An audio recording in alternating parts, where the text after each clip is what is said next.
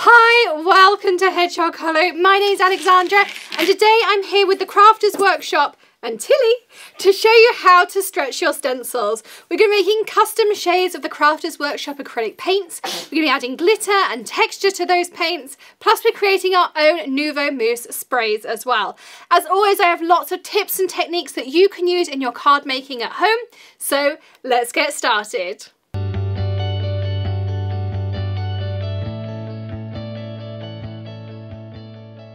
So the first thing we want to do is create our custom paint colour, and for that I'm going to be using the Spun Sugar and the Blueberry Pie paint from the Crafters Workshop, and I'm going to add in my glitter using the Nuvo Glimmer paste as well.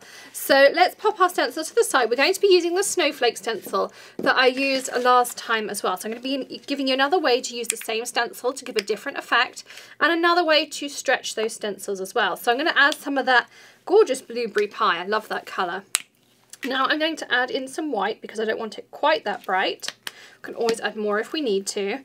And now I'm going to add some Glimmer paste. I have my spatula here to pick some up with. A bit of mix up. And again, I'm just going to grab, this is just an old paintbrush and one of my old watercolour brushes that's had a few too many times I think with the glue gun, often that these pieces fall off, and so I find that then I just put them into my mixed media box because it doesn't matter what happens to them. So I'm going to mix this up. So you can see that's coming out to be a lovely light blue colour, almost like a cornflower blue, I guess. And that glimmer is not only going to give you the glittery effect, but it gives you a gorgeous texture in there. So if you're a mixed media person and you're looking for some ways to make cards, this is a great way to use up some of your supplies. And I'm just going to add that last bit of glitter in there as well. And I'm going to pop that to the side while we prep our next surface. So I'm working on a Ranger Craft mat. I find that's a really great surface. It's easy to clean afterwards. And I'm also again here doing the same thing as well. So this is a piece of Bristol Smooth and I'm going to tape it down. Now I have the FedEx store cut my Bristol Smooth pads into quarters, which means I end up with something 5.5 long this way, but it's slightly wider this way, which is great because it allows me some space to put my tape on to hold my piece down. So sometimes you'll find when you watch my videos I pre-trim it, depends what we're going to be doing, but for this I want that extra space. I'm again going to put my Snowflake stencil on here and I'm going to tape it down with the same masking tape. My preferred tape is the purple painter's tape, and then I'm just going to start adding my paint all over. So I'm just going to start brushing through, and I'm going to hold the stencil at the edges as well, just in case. But you'll probably find your tape is absolutely fine. And I'm going to keep going over this until I filled in all the edges, almost as though I'm working with a modelling paste or something a little bit thicker. This is quite a chunky acrylic paint, which makes it really nice to work with. Now you could then take your scraper over the top or a spatula to remove some excess, but I'm going to leave it with all that texture in because I'm going for that collage-y, a bit more mixed media kind of effect to my card, making sure that I've covered all the areas, nice thick layer.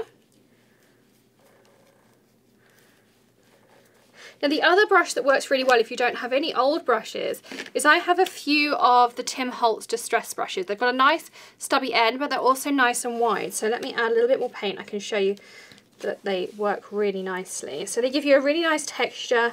They don't splodge out the paint too much or anything like that, like so. So I'm now going to peel this back. I'm going to try and catch that corner. And you don't want to leave this on there while it's drying, because what you will find is it then sticks to your piece and then you end up with sort of raggedy edges. Now I've got lots of depth and texture in there, so I'm going to pop that to the side, and I'm also going to take that piece of purple painter's tape off as well. Same reason I don't want to end up with any raggedy edges afterwards. Now I'm going to leave this to dry for say 20 to 30 minutes, and when we come back we're going to mount it into our finished. So now my piece is dry. I trimmed it down to 5 inches across, by 3 3/4 wide, which is what I want for my card front. Now it's got some gorgeous texture. Let me bring this up and see if you can see there some of that lovely texture in it. It's got a wonderful feel when you run your hands across, but I'm a little bit disappointed that we didn't get more of that glitter, but I do love the texture that it put in there as well. So I have put together some of my own Glimmer Mist. In one of the Nuvo Light Mist bottles, I took some of the light blue Nuvo Mousse, a little bit of water, you can see there's not a huge amount in there, and then just give it a shake. And you can create your own Glimmer Mist. So I'm going to put some of this over the top. And again, I'm just going to grab my Ranger Heat It tool and I'm going to heat this. And what that will do is give you a very subtle hint of glitter. So it'll just bling it up a little bit more and give it that bit of interest in the background as well. So once it's all dry, you're ready to mount it up onto your card. And what it's given me is a really subtle but extra shimmer in there. I don't know if the camera is picking it up, but I can see here just an extra little bit of shimmer, and it's great. You can melt or dilute into water, I should say, any of the Nuvo mousses. So I've already pre-cut a piece of the Lawn Fawn Blue Jay that we're going to mount this onto. So my matting layer is 5 1/4 by 4 inches, and I'm going to use my funky tape here to stick that on and center it up. My card base is a piece of Neenah Solar White 8 1/2 by 11 cut in half lengthways. I'm going to fold into a card base and grab my Teflon bone folder rather. I'm actually just going to mount this one flat because we've got lots of layers. And I'm going to open my card up. If you're ever mounting, this is the way I'd recommend to do it. Open up that card base, otherwise it's all springy and you'll find it harder to center your cardstock. So now we're ready to add our finishing touches. I have pre-cut from the Neat and Tangled winter dies. So this is in the outer piece, is in some silver glitter cardstock that comes in the die set with the winter as well, which I cut out the same Blue Jay cardstock. And I also used from the coordinating stamp set Enjoy the Stillness Of, and I cut this with the MFT, the My Favorite Things Slanted Sentiments. I love those dies, so pretty. So versatile, use those all the time as well. So I stamped that with the MFT Hybrid After Midnight is the ink that I used on that one. And put a little bit of foam on the back here and trim that.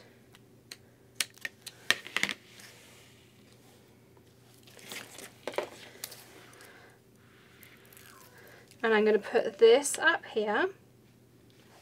Got a little bit of a wiggly edge. Let me straighten that up. You can see there that I've trimmed it by hand, not evenly. It's better. So I'm going to line that up with the edge of the cardstock. And then I'm going to add the winter in this bottom corner down here. And again, I'm going to use some of those foam strips. So let me grab those back again. These are actually the Stampin' Up! Foam strips that you use for shaker cards. They're the best that I have found that are nice and thin and strong as well. And again, I'm going to pop that winter up on there as well. So there is another way to stretch your stencils and add some great texture to a Christmas card. We learned how to make our own Glimmer Mousse mists, and we've done some die cutting. We made custom paint. So lots of techniques and ways to stretch your stencils in there for you as well. Thanks so much for joining me here today at Hedgehog Hollow with the Crafters Workshop.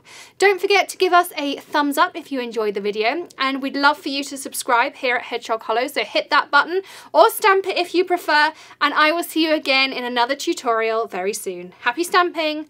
Bye!